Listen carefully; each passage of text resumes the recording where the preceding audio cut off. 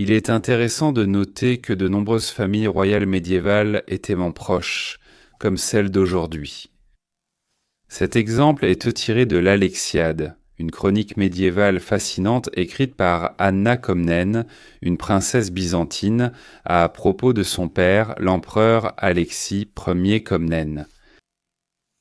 Ici, Anna parle de ce qui a été partagé entre ses parents. Il souffrait de douleurs atroces à cause de la goutte, et c'était le contact de ma mère qu'il appréciait le plus. Car elle le comprenait parfaitement et par un massage doux, elle le soulageait de son angoisse dans une certaine mesure. Dans une autre partie du livre, Anna évoque une discussion intellectuelle avec sa mère, l'impératrice Irène. C'est un moment très intime dans la vie d'une famille impériale. Bien des fois, alors qu'un repas était déjà servi. Je me souviens avoir vu ma mère avec un livre à la main, lisant assidûment les déclarations dogmatiques des saints-pères, en particulier du philosophe et martyr Maxime. Les recherches sur la nature physique des choses ne l'intéressaient pas autant que l'étude du dogme, car elle aspirait à récolter les bienfaits de la véritable sagesse. Il m'arrivait souvent de m'en étonner, et par conséquent, je lui ai un jour demandé « Comment as-tu pu, de ton propre gré, aspirer à une telle sublimité ?»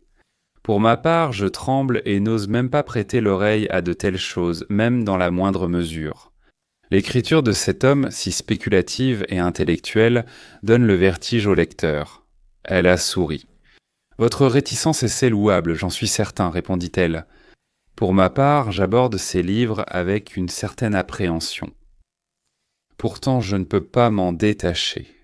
Attends un peu, et après avoir examiné de près d'autres livres, crois-moi, tu goûteras à la douceur de ceux-ci. » Le souvenir de ces paroles transperce mon cœur et me plonge dans une mer d'autres réminiscences. Ceci est l'un de mes passages préférés des écrits d'Anna, car c'est un rare aperçu de la vie personnelle de figures médiévales importantes. Voici un aperçu de la personnalité de chaque femme. Irène était attirée par la théologie et les écrits spirituels, tandis qu'Anna s'intéressait davantage aux sciences physiques, aux langues et à la politique. Cet échange n'est pas surprenant quand on lit l'ensemble du livre d'Anna. Sa mère avait une attitude privée assez introspective, tandis qu'Anna réfléchissait toujours aux préoccupations pratiques de l'Empire, aux campagnes militaires de son père et à l'histoire politique de son peuple.